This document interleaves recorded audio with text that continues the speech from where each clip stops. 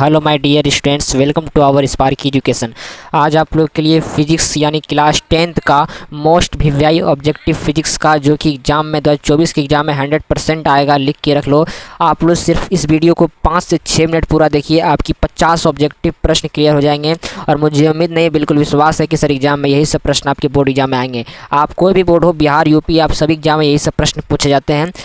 चलिए, तो पहला क्वेश्चन है क्या सर? विभवांतर। क्या है सर? विभवांतर। तो विभवांतर मापने वाले यंत्र को क्या कहा जाता है? तो विभवांतर मापने वाले यानी कि विभव और एक होता है विभवांतर, इस दोनों को जो मापता है उसका नाम होता है वोल्टमीटर। धारा मापने वाले कहेगा तो धारा माने यानी कि आमीटर। तो ये आमीटर जो है ये किसकी वो ये युक्ति है? तो ये धारा मापने वाली युक्ति है। लेकिन यहाँ क्या पूछी जा रही है हमसे? तो विभवांतर पूछी जा रही है, इसलिए वोल्टमीटर आपका राइट आंसर हो जाएगा, ऑप्शन नंबर बी।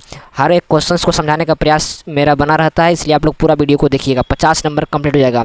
विद्युत बल्ब में फिलामेंट तार जो बना होता है वो किसका बना रहता है? तो ये बना रहता है ऑप्शन नंबर डी। इसका नाम है कौन धातु सर? देखिए टंगस्टन धातु। क्या कौन धातु सर? टंगस्टन धातु। ठीक है, इसके अंदर एक फिलामेंट रहता है, यही है। ठीक है कि विद्युत बल्ब में फिलामेंट किसका बना रहता है? तो धातु का, जिसका नाम है टंगस्टन। ठीक है, चलिए option number D right answer होगा। चलिए, विद्युत फ्यूज विद्युत धारा के किस प्रभाव पर कार्य करता है? तो विद्युत फ्यूज विद्युत धारा का जो है ये सर उष्मीय प्रभाव पर काम करेगा। जब भी कहेगा विद्युत फ्यूज, अब फ्यूज जब भी देख लीजिएगा तो बोलिएगा उष्मीय प्रभाव, क्योंकि सर ये हीट डेंसिटी पर कार्य करता है, यानी कि विद्युत फ्यूज विद्युत धारा के उष्मीय प्रभाव पर कार्य करता है। अगला प्रश्न आपके एग्जाम में पूछा जाता है कि 1 वोल्ट कहलाता है, यानी कि 1 वोल्ट। तो आपको पता है कि विभव का मात्रक और विभवांतर का मात्रक क्या होता है? वोल्ट ही होता है। तो 1 वोल्ट क्या होता है? तो 1 वोल्ट यानी कि 1 जूल प्रति सेकेंड। कैसे सर? तो V/Q होता है ना, तो इसी तरह। ठीक है, चलिए option number A right answer हो जाएगा। विद्युत शक्ति।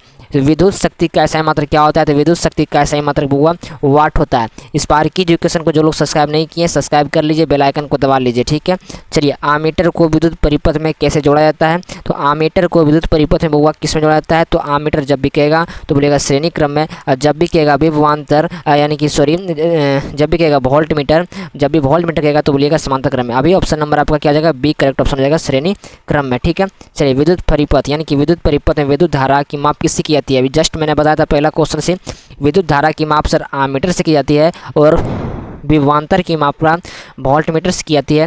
तो आप इसका राइट अपने से बता दीजिएगा क्या होगा। ठीक है, चलिए विद्युत धारा की सर क्या सर? विद्युत धारा की क्या सर? देखिए प्रबलता, सॉरी विद्युत धारा की जो सर प्रबलता होती है वो क्या होती है? तो विद्युत धारा की जो प्रबलता होती है माय डियर, ये होती है आपका एम्पियर। प्रबलता जो भी हो वो सर एम्पियर होती है। सीधा पूछ यार कि विद्युत धारा का ऐसा मतलब क्या है? तो एम्पियर होता है। ठीक है, चलिए यही जगह पर पूछ दे कि सर विभवांतर का ऐसा मतलब वोल्ट होता है। यही पूछ दे सर कि सर रेजिस्टेंस यानी कि सर देखिए प्रतिरोध का सही मात्रक क्या होता है? तो ओम होता है। यही कह दे सर ऊर्जा का सही मात्रक क्या होता है? तो जूल होता है। ठीक है, सभी को मैंने एक साथ बताने का प्रयास कर दिया। विद्युत वाहक बल का सही मात्रक, तो विद्युत वाहक बल को हम लोग विभव कहते हैं। ऑप्शन नंबर आपका वोल्ट करेक्ट हो जाएगा। विभवांतर का सही मात्रक इसी को वोल्ट होता है, देख लीजिएगा ऑप्शन नंबर आपका डी। ठीक है, बिल्कुल न्यू प्रश्न से आपको क्या करा रहे हैं सर? अवगत करा रहे हैं, जो कि 100% एग्जाम में पूछे जाते हैं। विद्युत वाहक बल किस यंत्र से मापा जाता है?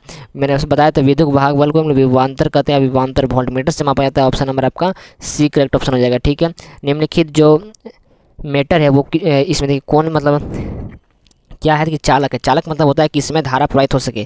तो ये जो देखिए जो मिट्टी वाली, इसमें मिट्टी में सर धारा प्रवाहित देंगे, करंट प्रवाहित कीजिएगा तो कुछ इफेक्ट नहीं पड़ेगा। फिर अवरक में भी कुछ इफेक्ट नहीं पड़ेगा, कांच में भी कुछ नहीं। लेकिन जो एल्युमिनियम जो ये सर चालक है, यानी कि ये धातु भी है, और धातु में और देखिए आपको पता है कि ऑब्वियसली कि इसमें धारा प्रवाहित होगा।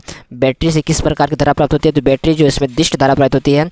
ऑप्शन नंबर आपका क्या होती है? ऑप्शन नंबर बी, बैटरी में दिष्ट धारा। ठीक है, याद रखिएगा, कमेंट करके बताइएगा बैटरी में किस धारा? तो बैटरी में जो होती है वो दिष्ट धारा। यही कह दे कि सर एक होती है मोटर जिसका नाम है डायनमो। डायनमो में दोनों होती है। ठीक है, विद्युत धारा उत्पन्न करने की क्या कहते हैं? तो विद्युत धारा उत्पन्न जो करेगा उसे हम लोग क्या कहते हैं? ऑप्शन नंबर सी कहते हैं, जनरेटर जनित्र। ठीक है, जो सब्सक्राइब नहीं किए चैनल को वो सब्सक्राइब कर लीजिएगा। 1 HP बराबर, 1 HP बराबर क्या होता है? याद रखिएगा, यहाँ पूछेगा 746 वाट होता है। देख लो कहाँ है, तो ऑप्शन नंबर डी में है वो। ठीक है, एग्जाम में 100% आने की संभावना नहीं, बिल्कुल 100% आएगा। किलोवाट घंटा का मात्रक क्या होता है? तो याद रखिए किलोवाट घंटा जो मात्रक है वो सिर्फ विद्युत ऊर्जा का मात्रक होता है। ऑप्शन नंबर आपका क्या होता है? सी कम हो जाएगा। आवेश के 1 क्वांटम का मान कितना होता है? तो आवेश का 1 क्वांटम का मान होता है 1 कूलम्ब। ठीक है, इसमें कोई गड़बड़ी नहीं होनी चाहिए। चलिए वोल्ट बटे एम्पियर किसका प्रदर्शित करता है? तो वोल्ट बटे एम्पियर जो है वो सर वोल्ट को ही प्रदर्शित करेगा। ऑप्शन नंबर देखिए वोल्ट बटे एम्पियर वोल्ट को ही क्या करेगा? प्रदर्शित करेगा। ऑप्शन नंबर आपका बी करेक्ट ऑप्शन हो जाएगा। ठीक है मेरे वो। चलिए एग्जाम में एम्पियर सेकेंड मात्रक है, तो एम्पियर सेकेंड विद्युत ऊर्जा का है। ठीक है, ऑप्शन नंबर आपका एक करेक्ट ऑप्शन रहेगा। ठीक है, ये प्रश्न बहुत इजी है। किसी बल्ब से 1 मिनट में, आपको पता है कि 1 मिनट में कितना सेकंड होता है? 60 सेकंड होता है।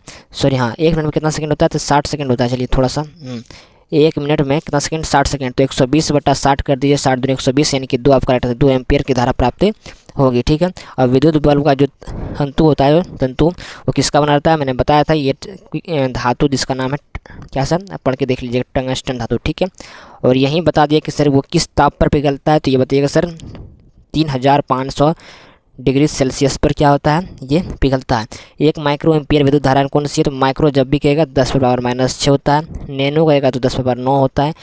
यही कहेगा कि देखिए यही करेंगे, देखिए 1 एंगस्ट्रॉम बराबर तो 10⁻10 होता है। ठीक है, तो यहाँ से कंप्लीट हो गया आपका 1-2 क्वेश्चन और देख लीजिए कि किलोवाट घंटा बराबर होता है, तो किलोवाट घंटा बराबर 1 यूनिट होता है। ठीक है, और किलोवाट घंटा मात्रा किसका होता है? तो ये सर ऊर्जा का होता है। जो लोग स्पार्की एजुकेशन को सब्सक्राइब नहीं किए, सब्सक्राइब कर लीजिएगा, लाइक कर दीजिएगा वीडियो को, और एक प्यारा सा कमेंट जरूर दीजिएगा। ऐसे ही वीडियो आपको चाहिए VVI जो कि एग्जाम में आए, तो आप कमेंट बॉक्स में कमेंट कीजिएगा। ठीक है, और किस विषय में और किस सब्जेक्ट और किस आपको चैप्टर से दिक्कत हो रही है, ये भी कमेंट कीजिएगा। ठीक है, इसका वीडियो लाने का प्रयास कीजिएगा, बिल्कुल फ्री में। खाली आपको PDF लेना है तो इस नंबर पर कॉन्टैक्ट कीजिएगा, नहीं लेना है तो कोई बात नहीं, पढ़ाई कीजिए मन से फ्री में। ठीक है, ऑब्वियसली फिर मिलते हैं अगले वीडियो में। Thanks for video. जय हिंद, जय भारत।